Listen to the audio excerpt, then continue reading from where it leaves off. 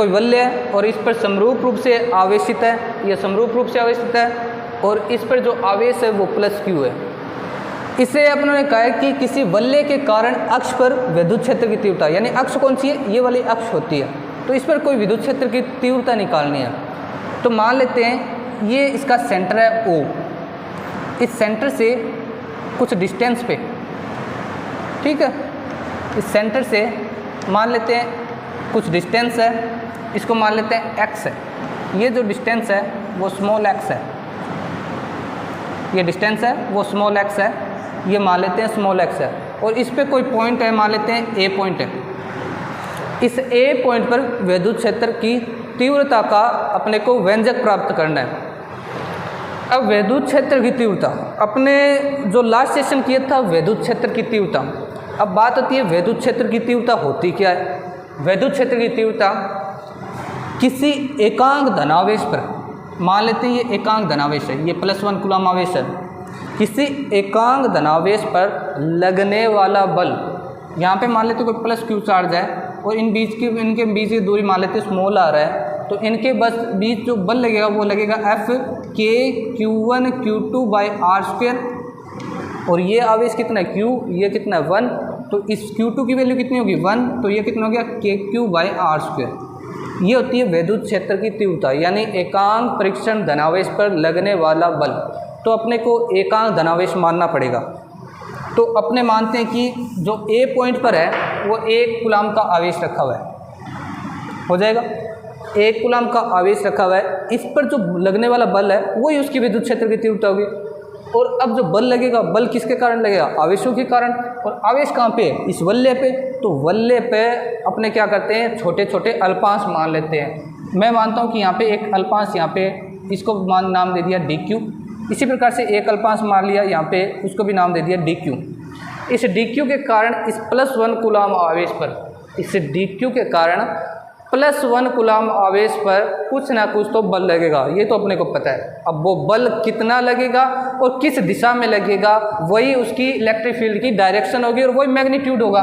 तो अपने मानते हैं इस DQ आवेश के कारण इस +1 कूलम आवेश पर जो बल की दिशा है वो ये होगी, और ये इसकी विद्युत क्षेत्र की दिशा होगी, तो ये होगी DE। यहाँ तक कोई डाउट। उसके बाद देखो इस DQ आवेश के कारण इस +1 कूलम आवेश पर क्या होगा, प्रतिकर्षण होगा, और ये प्रतिकर्षण किस तरीके से होगा, इस तरीके से, यानी ये प्लस और ये प्लस आपस में प्रतिकर्षित होंगे। मान लेते हैं ये एंगल थीटा है, तो ये एंगल भी कितना होगा, थीटा होगा, ठीक है। इसको मैं आगे की तरफ बढ़ाता हूँ, और ये भी कितना होगा, DE होगा, ये भी होगा DE, हो जाएगा यहाँ तक। अगर ये थीटा है तो ये कितना होगा, ये भी थीटा, क्योंकि एकांतर कोण की परिभाषा से ये थीटा है, तो ये भी कितना हो जाएगा, थीटा। यहाँ तक कोई डाउट। ये मान लेते हैं x डिस्टेंस है, इसकी रेडियस मान लेते हैं कैपिटल R मान लेते हैं, और ये जो डिस्टेंस है इसको अपने मान लेते हैं P मान लेते हैं। यहाँ तक A तक हो जाएगा। उसके बाद देखो ये तो वह समरूप आवेशित वलय के कारण A पॉइंट पर विद्युत क्षेत्र की तीव्रता। अब देखो यहाँ पे थीटा है, यहाँ पे थीटा है, तो D ऊपर वाले D के भी 2 घटक होंगे, और जो नीचे वाले DE है उसके भी 2 घटक होंगे। और वो 2 घटक कौन कौन से होंगे, अपने भली भांति जानते हैं कि जो भी सदिश होता है थीटा कोण पर स्थित है तो उसके 2 घटक होते हैं, एक लंबवत घटक होता है, एक क्षैतिज घटक होता है, और जो क्षैतिज घटक होता है वो कोस थीटा होता है, और जो लंबवत घटक होता है वो साइन थीटा होता है। यानी जो हॉरिजॉन्टल कंपोनेंट होता है वो कोस थीटा होता है, और जो परपेंडिकुलर कंपोनेंट होता है वो साइन थीटा होता है। अब देखो इस D के घटक करते हैं, इस D के घटक, यहाँ पे थीटा कोण है, तो इस D के 2 घटक होंगे, एक होगा ये DE कोस थीटा, क्योंकि थीटा के साथ है, और इसका एक घटक होगा DE साइन थीटा, ये लो DE साइन थीटा, 2 घटक होंगे DE cos theta, DE sine theta. इसी प्रकार से इस DE के भी 2 घटक होंगे DE cos theta, DE sine theta. ये देखो ये किस तरीके से बना रहा है, इस तरीके से थीटा बना रहा है, तो थीटा के साथ होगा कोस थीटा, तो इसका एक कंपोनेंट होगा इस तरीके से DE कोस थीटा, और इसका एक और घटक होगा वो होगा DE साइन थीटा, इस तरीके से DE साइन थीटा। हो जाएगा यहाँ तक। यानी इस डी की भी दो घटक है और इस डी की भी दो घटक है। इसके एक डी कोस थीटा इस तरीके से, इसका भी डी कोस थीटा इस तरीके से, और इस डी के एक घटक होगा डी साइन थीटा और इस डी का घटक होगा डी साइन थीटा। एक घटक मान लेते हैं इस तरीके से, एक ऊपर की तरफ एक नीचे की तरफ, तो दोनों अपोजिट डायरेक्शन में सेम मैग्नीट्यूड है तो आपस में कैंसिल हो जाएंगे। तो यानी डी साइन थीटा इसका और इसके कारण जो इलेक्ट्रिक फील्ड है वो होगी शून्य होगी। यानी ऊर्ध्वाधर घटक के कारण, परपेंडिकुलर कंपोनेंट के कारण, परपेंडिकुलर कंपोनेंट जो ई नेट होगा वो होगा 0। परपेंडिकुलर के कारण तो कोई कंपोनेंट के कारण विद्युत क्षेत्र की तीव्रता 0 होगी। तो हुई किसके कारण? हॉरिजॉन्टल कंपोनेंट के कारण, यानी डी कोस थीटा और डी कोस थीटा। ये तो बात थी, अपने दो अल्पांश माने थे। अब इससे ज़्यादा अपने मान लेते हैं क्योंकि ये वल्य है, ये वल्य है, तो वल्य पे इस टाइप से बहुत सारे अल्पांश होंगे। एक अल्पांश यहाँ पे होगा, एक यहाँ होगा, एक यहाँ, एक यहाँ, एक यहाँ, यानी इन्फिनेटिव इसके टुकड़े हो सकते हैं। तो अपने क्या किया, 2 का माना है, ठीक है। 2 के कारण कितने, d cos theta d cos theta, यानी एक डायरेक्शन में तो सदिश जुड़ जाते हैं, तो टोटल कितना हो जाएगा 2DE कोस थीटा। तो टोटल हो जाएगा 2DE कोस थीटा, ठीक है। ये तो 2 के कारण है। इस प्रकार से अनंत होंगे तो अपने उनको एक साथ नहीं जोड़ सकते, तो अपने क्या करते हैं, एक कंपोनेंट के कारण विद्युत क्षेत्र की तीव्रता निकाल लेते हैं, फिर उसका अपने समाकलन कर देंगे तो अपने को पूरी विद्युत क्षेत्र प्राप्त हो जाएगी। अब देखो,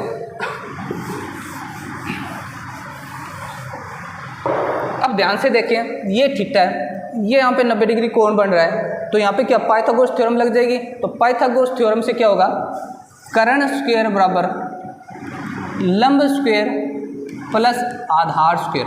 ये देखो कर्ण कितना है, पी स्क्वायर बराबर R square plus X square हो जाएगा यहाँ तक।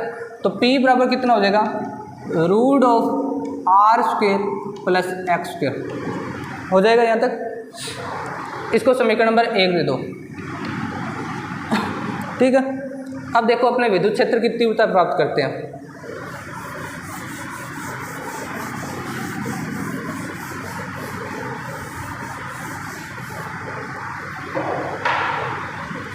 एक अल्पांश के कारण, एक अल्पांश के कारण विद्युत क्षेत्र की तीव्रता, अपने एक अल्पांश के कारण विद्युत क्षेत्र की तीव्रता निकाल लेते हैं अक्ष पर, और एक अल्पांश के कितना कारण कितनी आई थी, DE कोस थीटा हो जाएगा यहाँ तक। डी क्या होता है, यानी विद्युत क्षेत्र की तीव्रता एक अल्पांश के कारण है, और विद्युत क्षेत्र की तीव्रता क्या होती है, एकांक परीक्षण धनावेश पर लगने वाला बल विद्युत क्षेत्र की तीव्रता होती है। और उसका अपने फॉर्मूला पढ़ा था लास्ट सेशन में, KQ/R², यही पढ़ा था। तो अब देखो डी कितना होगा, KDQ/P², क्योंकि अपनों ने जो वल्य मानी थी इस तरीके से मानी थी, ये था P था, यहाँ पे था DQ था, यहाँ कितना था +1 कूलाम आवेश था, ये थी x डिस्टेंस थी, ये थी कैपिटल R थी, और जो डिस्टेंस होती है वो दोनों आवेश के बीच की दूरी होती है। यहाँ पे DQ था और यहाँ पे +1 कूलाम आवेश था, तो दूरी कौन सी होगी, ये P वाली होगी, ना कि ये R वाली होगी। तो ये कितना हो जाएगा P²। ये देखो cos थीटा, ये एंगल थीटा था, थीटा के सामने क्या था, लंब, उसके अपोजिट क्या हो गया, ये हो गया आधार, ये क्या हो गया कर्ण। कोस थीटा क्या होता है, आधार बटे कर्ण, तो आधार कितना है x और कर्ण कितना है p, ये वैल्यू यहाँ पे पुट कर दो।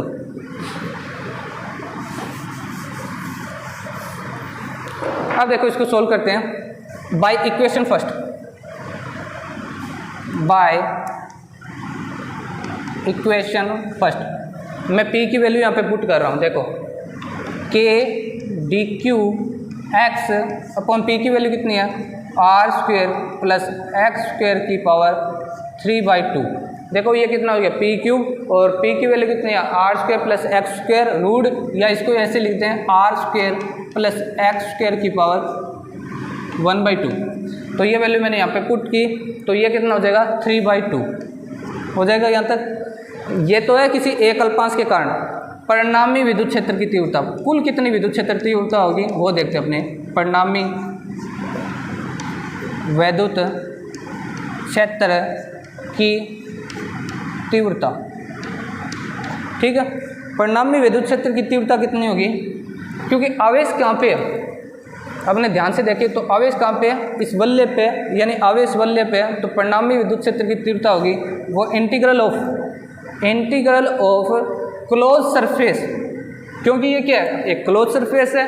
क्लोज सरफेस है तो ये गोला दर्शाता है क्लोज सरफेस को। यहाँ पे मैं पुट कर रहा हूँ सी का अर्थ है सरकमफ्रेंस यानी परिधि, क्योंकि जो आवेश है वो परिधि पर फैला हुआ है। हो जाएगा।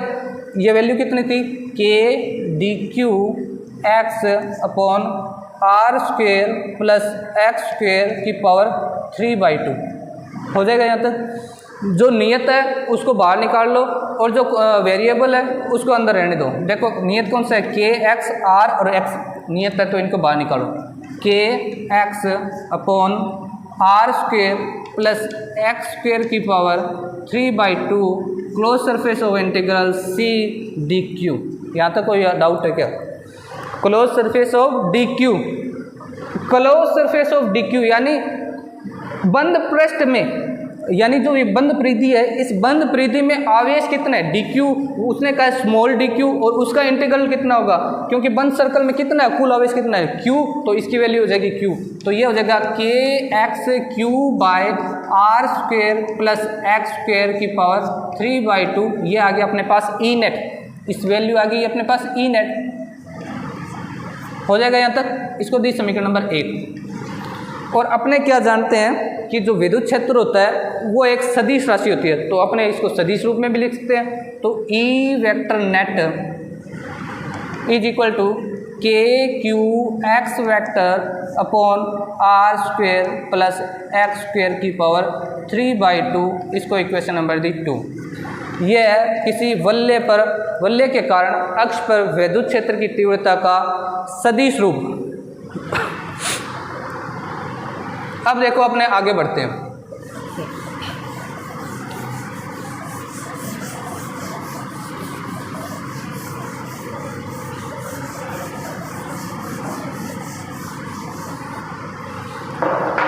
जो अपने को परिणामी विद्युत क्षेत्र प्राप्त हुआ है वो प्राप्त हुआ है E is equal to K Q X upon R square plus X square की पावर 3/2। ये अपने को परिणामी विद्युत क्षेत्र प्राप्त हुआ है। अपन अपने अलग अलग केस की स्टडी करते हैं। केस 1, केस फर्स्ट, ठीक है। अब मान लेते हैं यही वलय थे, ठीक है। ये अपने मानते हैं कोई चालक गोला है, ठीक है। ये चालक गोला है और चालक गोले पर मान लेते हैं यहाँ पे प्लस क्यू आवेश है, इस तरीके से डिस्ट्रीब्यूटेड है प्लस क्यू आवेश, और इसके सेंटर पर मान लेते हैं +1 कूलम आवेश है। अपने जानते हैं कि जो सेंटर पर अगर समरूप आवेशी चालक गोला है तो उसके जो सेंटर पर जो लगने वाला बल है या विद्युत क्षेत्र की तीव्रता है वो शून्य होती है। वो देख लेते हैं अपने फिजिक्स के मेथड से। यहाँ पे प्लस क्यू आवेश है तो प्लस क्यू आवेश के कारण +1 पे आवेश बल की दिशा कौन सी होगी, ये। इसके कारण कौन सी होगी, इसके कारण इस तरीके से ऊपर की ओर। इसके कारण कैसे होगी, इस +1 पर इस तरीके से। इसके कारण किस तरीके से होगी, इस तरीके से, यानी एक ऊपर एक नीचे, एक ऊपर एक नीचे, एक ऊपर एक नीचे, एक इस तरफ एक इस तरफ, यानी सदिश अपोजिट चल रहे हैं तो आपस में कट हो जाएंगे। तो कट होंगे तो जो सेंटर पर विद्युत क्षेत्र की तीव्रता होगी वो कितनी होगी, शून्य होगी। ये तो अपना फिजिक्स है। अब अपने इसको मैथमेटिक भी प्रूव कर देते हैं। देखो कैसे। पहला केस, 8 सेंटर केंद्र पर x की वैल्यू कितनी है, केंद्र पर जो x की वैल्यू होगी वो x इज इक्वल टू 0, क्योंकि ये रिंग थी और इस रिंग के अपनों ने ये वाली x मानी थी और ये माना था सेंटर। तो सेंटर पर x की वैल्यू कितनी होगी, 0 होगी। तो यहाँ पे x बराबर 0 पुट किया, x बराबर 0, तो यहाँ पे पुट किया तो x KQ इंटू एक्स, तो KQ इंटू 0 तो कितना हो गया, ई नेट बराबर कितना हो गया, 0। और यही अपनों ने फिजिक्स से किया था, कॉन्सेप्ट से, और ये अपनों ने मैथमेटिक प्रूव कर दिया। Case number 2, when x greater than r, यानी जो ये रिंग है, ठीक है, ये x था और ये क्या थी, इसकी रेडियस थी r। अब अपने ने मान लिया कि जो x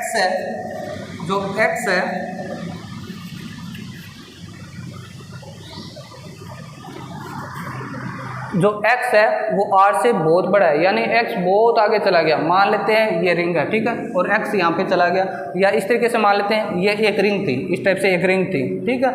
इस रिंग से x यानी ये वाली डिस्टेंस, ये वाली इस तरीके से एक रिंग है और इस रिंग के इस तरीके से काफ़ी दूरी पर, यानी x जो है वो बहुत दूरी पर है।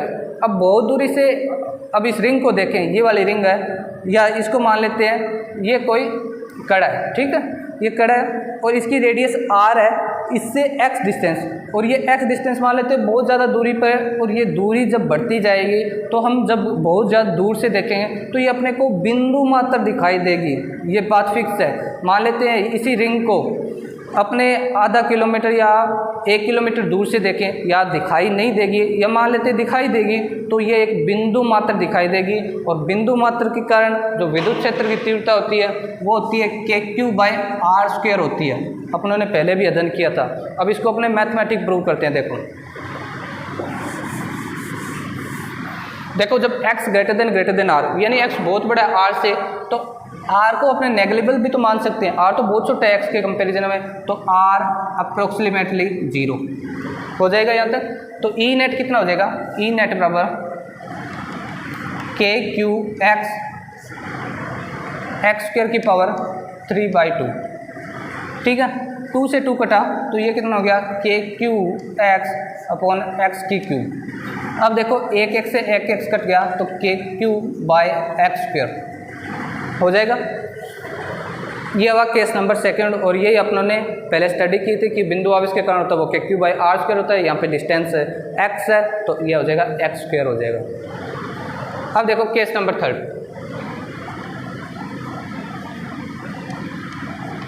केस नंबर 3, व्हेन x =∞, जब x अनंत पर चला जाए, यानी वो जो बिंदु है वो बहुत ज़्यादा दूर है, बहुत ही ज़्यादा दूर है, यानी अनंत मान लिया। तो अनंत पर देखो कि अनंत पर जो बल लगेगा वो कितना लगेगा। अब आप अनंत पे बैठे हो और आप अनंत पे बैठ के यहाँ पे इस रिंग को देख रहे हो, तो इस रिंग पे कोई फोर्स लगेगा? नहीं लगेगा, क्योंकि अनंत से फोर्स लगना तो इम्पॉसिबल है। तो अपने को वैसे ही पता है कि विद्युत क्षेत्र की तीव्रता 0 आनी चाहिए, और इसको अपने मैथमेटिक प्रूव करते हैं। देखो x =∞, तो इसके अंदर वैल्यू पुट करो, तो x =∞, तो ये कितना हो गया, E नेट बराबर KQ/x² है। तो KQ बाई इसकी वैल्यू इन्फिनेटिव पुट की, तो KQ/∞ ये कितना आ गया, 0। और यही अपनों ने फिजिक्स से मेथड से प्रूव किया था कि अनंत पे जो विद्युत क्षेत्र की तीव्रता होती है वो 0 होती है। यहाँ तक हो जाएगा।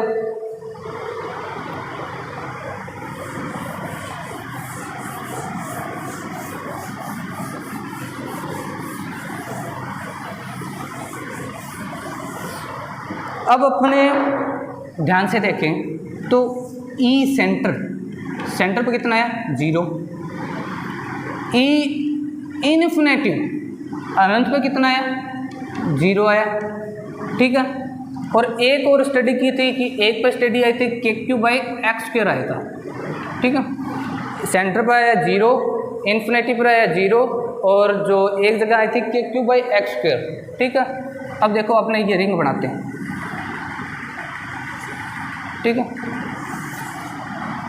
ये मान लेते हैं E मान लेते हैं इस तरफ, और इस तरीके से मान लेते हैं x मान लेते हैं, ठीक है। और यही वो वल्य है, इस वल्य पर यहाँ पे कितना, इस प्रकार से आवेश सम्मित रूप से आवेश है,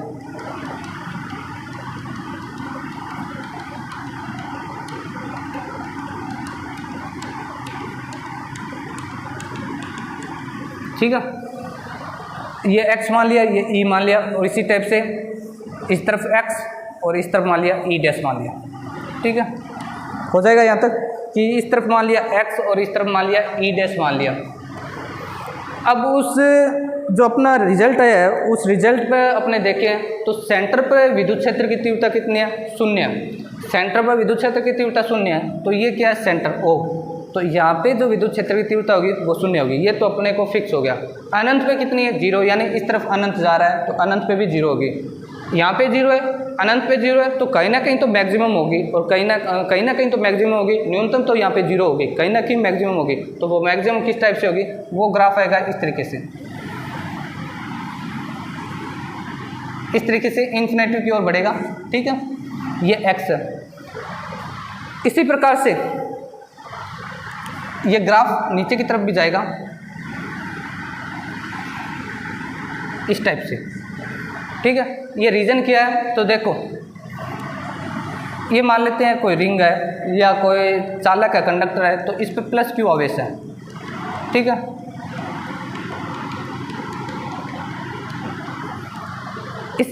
इस वाली सतह के कारण विद्युत क्षेत्र की तीव्रता कहाँ होगी, इस डायरेक्शन में। इस सतह के कारण विद्युत क्षेत्र की तीव्रता कुछ तरफ है, उस डायरेक्शन पे। इस वाली सतह के कारण विद्युत क्षेत्र की तीव्रता किस तरफ है, इस डायरेक्शन में हो जाएगा। क्यों, विद्युत क्षेत्र सदिश राशि है, एक दिशा उस तरफ है तो एक दिशा इस तरफ है।